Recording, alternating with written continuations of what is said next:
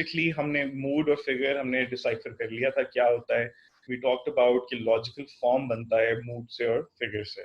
सो इस तरह की हमने जो लॉजिकल फॉर्म किस तरह होता है हमने डिसाइफर किया था कि वो इसका ये शक्ल होती है AII2 EEO3 AA1 where your letters are representing the mood and the 1 2 3 4 are your figures. We also said कि 64 moods बन जाते हैं, 4 figures हैं, तो 256 naturally आपके logical forms जो हैं वो शक्ल इख्तियार करते हैं। Then I said कि इसमें से बहुत कम है जो कि valid arguments हैं, the rest of them are invalid। ठीक है, so आज हम उसी पे बात करेंगे कि we're going to wrap this up। we're going to talk about कि logical forms के through हम लोग valid और इनवैलिड की आपस में हम कैसे पता लगा सकते हैं कि कौन सी, अगर हमें कोई लॉजिकल फॉर्म दिया हुआ है तो हाउ डू वी नो कि ये वैलिड है या ये इनवैलिड है। That's all we will be talking about today and that is what we were planning to do for a very long time. ये सब जो हम थ्योरी बिल्ड कर रहे थे, this was the point that I wanted to reach. Okay, so without wasting any time, let's just look at what I just said.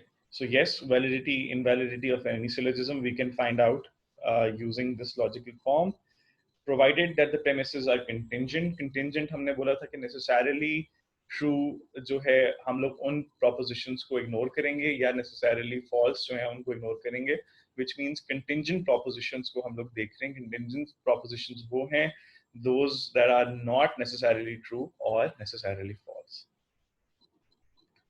Okay, so AA1 AAA1 को अगर हम देखें, इसमें ये इसकी लॉजिकल फॉर्म है। ठीक है, all M is P, all S is M and all S is P, right? यही बनती है ना, क्योंकि मिडिल टर्म जो है वो अगर आपका फिगर जो है वो 1 है तो उसमें मिडिल टर्म जो है वो आपकी मेजर प्रेमिस में पहले आती है, फिर आपकी प्रेडिकेट टर्म आती है, और माइनर टर्म में सब्जेक्ट टर्म पहले आता है, फिर मिडिल टर्म आती है प्रेडिकेट की जगह पे। सो अगर हम इसको देखें और हम इसको अगर ये मान लें कि ये एक वैलिड आर्ग्यूमेंट है, ठीक है, अगर फर्ज करें अगर AAA1 एक वैलिड आर्ग्यूमेंट, वो बाद में बात करेंगे कि ये क्यों है, लेकिन अगर हम इसको एक वैलिड आर्ग्यूमेंट के तौर पे देखें तो इसमें अगर आप कोई भी टर्म्स सब्स्टिट्यूट कर दें, ठीक है, फर्ज करें कि P की जगह if I put hard working, S की जगह फॉर्मनाइट्स, M for Pakistanis, so this is what the argument would look like. All Pakistanis are hardworking. All Formanites are Pakistanis. Therefore, all Formanites are hardworking. So अगर आप इसको समझने की कोशिश करें, this is a valid argument। यानी कि अगर हम ये कह रहे हैं कि सारे पाकिस्तानीज जो हैं वो हार्ड वर्किंग हैं और सारे फॉर्मनाइट्स जो हैं वो पाकिस्तानीज हैं, तो फिर नेचुरली, ऑब्वियसली, कंक्लूसिवली सारे फॉर्मनाइट्स जो हैं वो हार्ड वर्किंग भी बन जाते हैं। कहने का मतलब ये है कि इस आर्गुमेंट फॉर्म के अंदर, इस लॉजिकल फॉर्म के अंदर, आप कोई भी terms, if you replace, put, substitute any terms, it's always going to be a valid argument। Okay, so this is very interesting because with this logical form we don't need to get into the details कि terms क्या हैं, क्या लिखा हुआ है, अंग्रेजी है, उर्दू है, क्या है। अगर ये फॉर्म आपके पास मौजूद है, so इस फॉर्म को immediately you can look at it and figure out whether the argument is going to be a valid one or an invalid one। Okay, so with that, let's just look at now कि पता कैसे चलेगा कि कौन सा form जो है वो वैलिड है और कौन सा जो है वो फैलेसी है, यानी कि वो गलत है, वो इनवैलिड है। ठीक है, सो इसको पता लगाने के लिए वी हैव 6 रूल्स। ठीक है, 6 रूल्स हैं जो हमने एक एक करके बारी बारी हम ट्राई करेंगे, 6 के 6। और अगर कोई भी लॉजिकल फॉर्म, यानी कि अगर आपके पास EIO4 है, AAA3 है, 1 है, जो भी है, वो अगर उन 6 पे पूरा उतरे, पूरा उतरने से मुराद है कि कोई रूल जो है वो ब्रेक ना हो, so then that means that logical, particular logical form is a valid argument or a valid logical form। ठीक है, और उनमें से अगर एक रूल भी अप्लाई ना हो सके, then that would make it a invalid argument or invalid logical form। ठीक है, और हमने शुरू में हमने जो fallacies का चैप्टर डिस्कस किया था, those were informal fallacies because we were looking at all those arguments linguistically। These are जो कि आप इस फॉर्म पे जो, सॉरी, इन रूल्स पे जो फॉर्म्स पूरे नहीं उतरेंगे, these are formal fallacies। ठीक है, फॉर्मल इसलिए बिकॉज वो फॉर्म जो है उनका खराब हो रहा है. So this it's an invalid form which therefore making it an in sorry formal fallacy. Okay, rule number 1, avoid 4 terms. Very simple. ठीक है, अगर आपके पास 3 से ज्यादा टर्म्स हैं किसी एक आर्गुमेंट के अंदर, यानी मैं अगर आपको एक आर्गुमेंट देता हूँ और मैं कहता हूँ कि ये बताएं कि ये इसका रूल नंबर 1 इस पे लग रहा है कि नहीं लग रहा है. सो अगर 3 से ज्यादा उसमें टर्म्स हैं, यानी पाकिस्तानीज भी है, हार्ड वर्किंग भी है, एक और भी है, सो वो तो आप सीधी तरह आंखें बंद करके कहते हैं कि इसमें रूल नंबर 1 जो है वो टूट रहा है. ठीक है, so avoid 4 terms because syllogism की डेफिनेशन में ही we have to have only 3 terms.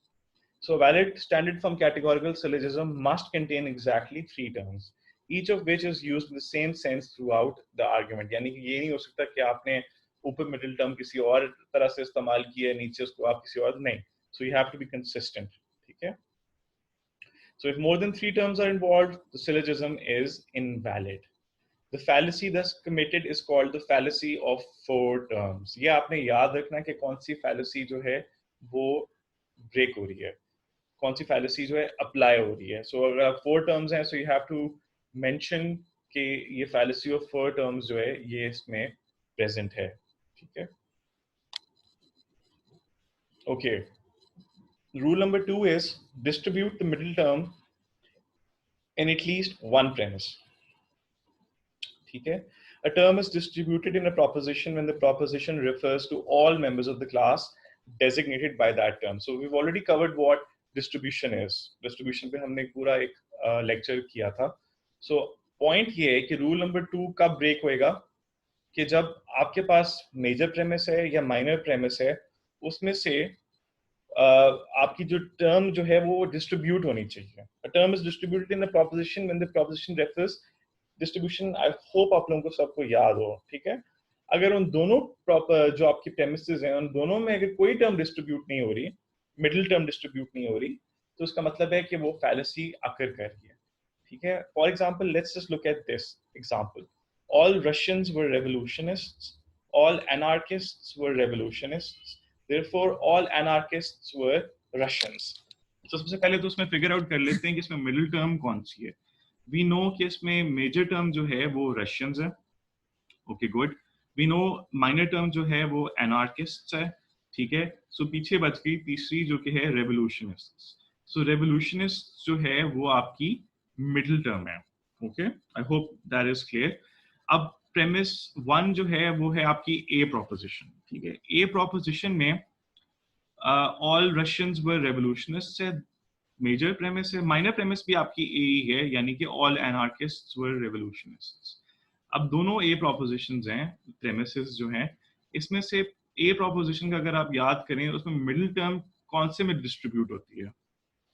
जहां तक मुझे याद है मिडिल टर्म जो है वो ए प्रोपोजिशन में सब्जेक्ट टर्म की जगह पे अगर हो तो तब डिस्ट्रीब्यूट होएगी. यानी कि ए प्रोपोजिशंस में सब्जेक्ट टर्म जो है वो डिस्ट्रीब्यूट हो रही होती है. यानी कि इसमें पहले मेजर प्रेमिस में रशियंस डिस्ट्रीब्यूट हो रही है और दूसरे में एनार्किस्ट डिस्ट्रीब्यूट हो रही है, लेकिन रेवोल्यूशनिस्ट जो है वो दोनों में डिस्ट्रीब्यूट नहीं हो रहा. दैट मीन्स कि इसका जो रूल नंबर 2 है वो ब्रेक हो रहा है. Thus, the fallacy this syllogism is committing is called the fallacy of the undistributed middle. ठीक है, ये आपका रूल नंबर 2 है.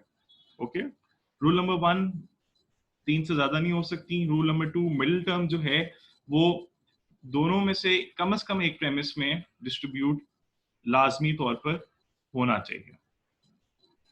Rule number 3, any term distributed in the conclusion must be distributed in the premises also. This is called a fallacy of illicit process. ठीक है, अब इसमें अगर आप देखें इसमें क्या हो रहा है, आपको एक आर्गुमेंट दिया गया है. फॉर एग्जांपल ये ऊपर वाला देख लेते हैं पहले. All horses are animals, some dogs are not horses, therefore some dogs are not animals. इसमें अगर आप देखें कि कंक्लूजन में कौन सा टर्म जो है वो डिस्ट्रीब्यूट हो रहा है. कंक्लूजन आपकी है क्या? कंक्लूजन जो है वो है ओ प्रोपोजिशन. ठीक है, ओ प्रोपोजिशन में आपका जो टर्म डिस्ट्रीब्यूट होता है वो आपका प्रेडिकेट की जगह पे जो होता है वो डिस्ट्रीब्यूट होता है, if I am not wrong. ठीक है, उस केस में animals would be the term that we have to see कि वो प्रेमिसेस में भी डिस्ट्रीब्यूट हो। अब एनिमल्स को ऊपर अगर हम जाके देखें, सो ऑल हॉर्सेस और एनिमल्स जो है वो आपकी ए प्रोपोजिशन है। उधर ये डिस्ट्रीब्यूट नहीं हो रहा क्योंकि उधर हॉर्सेस डिस्ट्रीब्यूट हो रहे हैं। अब उसके बाद दूसरी प्रेमिस अगर हम देखें, minor premise, some dogs are not horses, उसमें तो ये एनिमल्स का है ही नहीं। सो दैट मीन्स कि इसमें जो ये रूल नंबर 3 इस आर्ग्यूमेंट में ब्रेक हो रहा है। और ये किस तरह ब्रेक हो रहा है?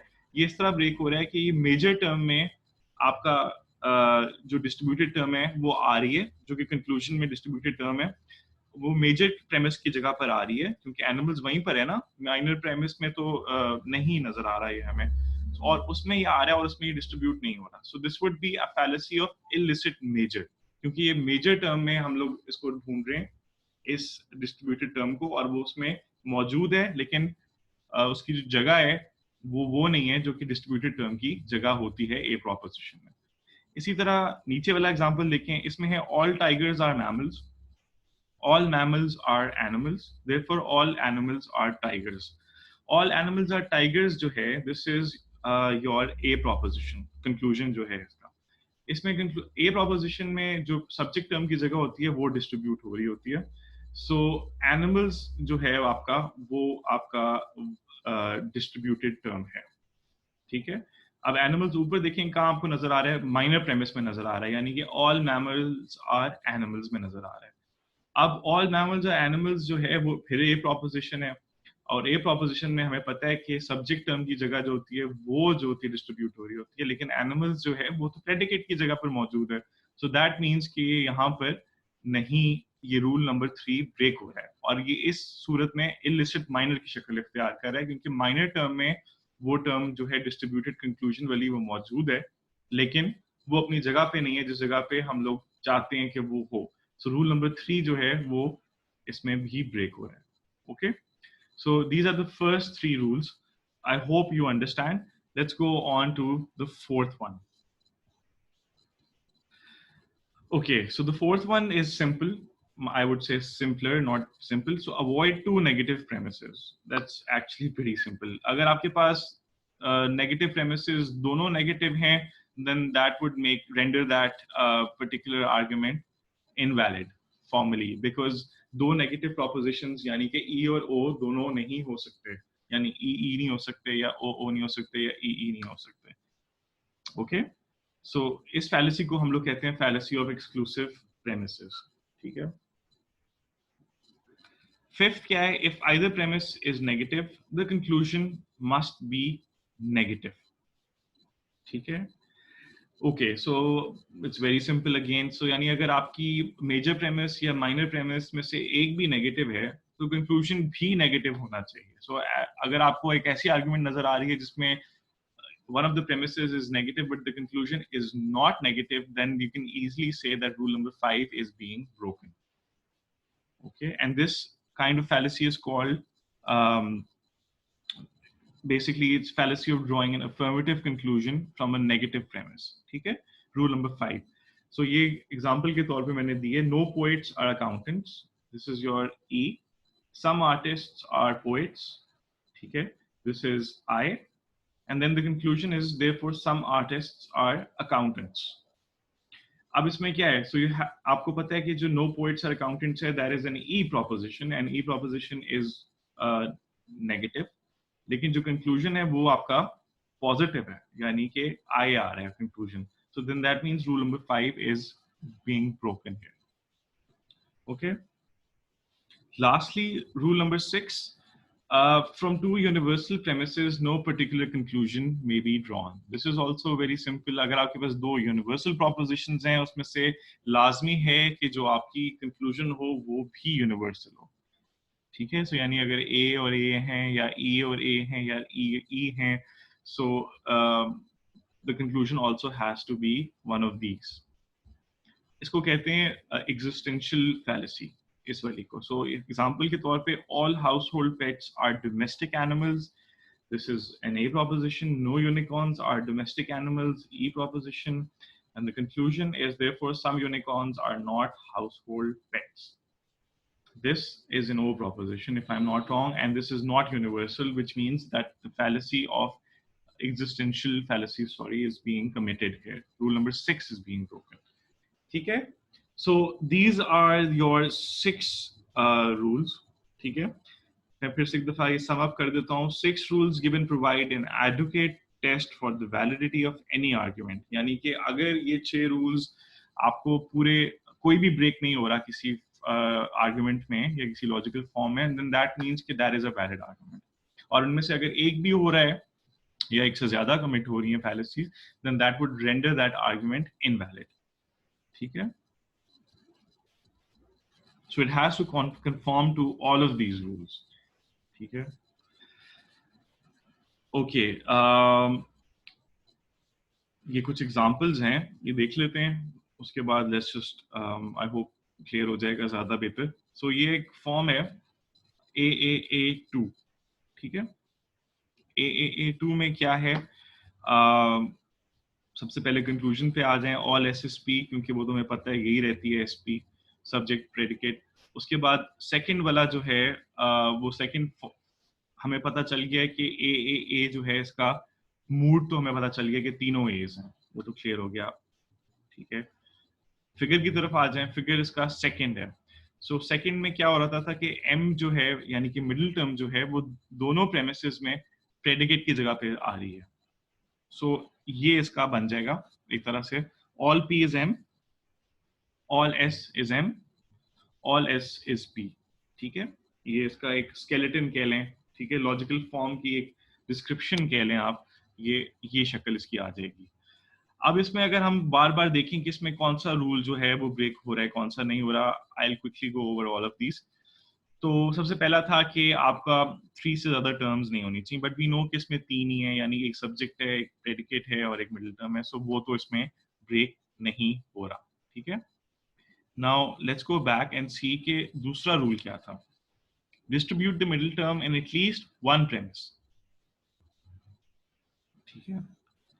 अब इसमें देख लेते हैं कि मिडिल टर्म जो है वो डिस्ट्रीब्यूट हो रही है किसी एक प्रेमिस में, और हम देख रहे हैं कि नहीं हो रही क्योंकि दोनों A's हैं. ऑल P is M भी A प्रोपोजिशन है, ऑल S is M भी जो है वो एक A प्रोपोजिशन है, और M की जो जगह है वो दोनों में प्रेडिकेट की जगह पर आ रहा है, यानी कि A प्रोपोजिशन में डिस्ट्रीब्यूट होने वाली टर्म जो है has to be at the place of the subject term. यानी कि अगर ये होता ऑल M is P तो ये फिर हम कह सकते थे कि डिस्ट्रीब्यूट हो रही है, या ऑल M is S कहते हैं तो फिर हो रही होती, लेकिन दोनों में M की जो जगह है वो है जिसमें वो डिस्ट्रीब्यूट नहीं हो रहे. सो रूल नंबर 2 जो है वो आपका यहाँ पर सीधा सीधा ब्रेक हो रहा है.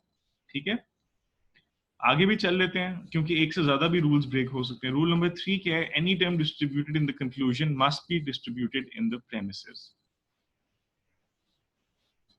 कंक्लूजन में आपकी कौन सी टर्म जो है डिस्ट्रीब्यूट हो रही है?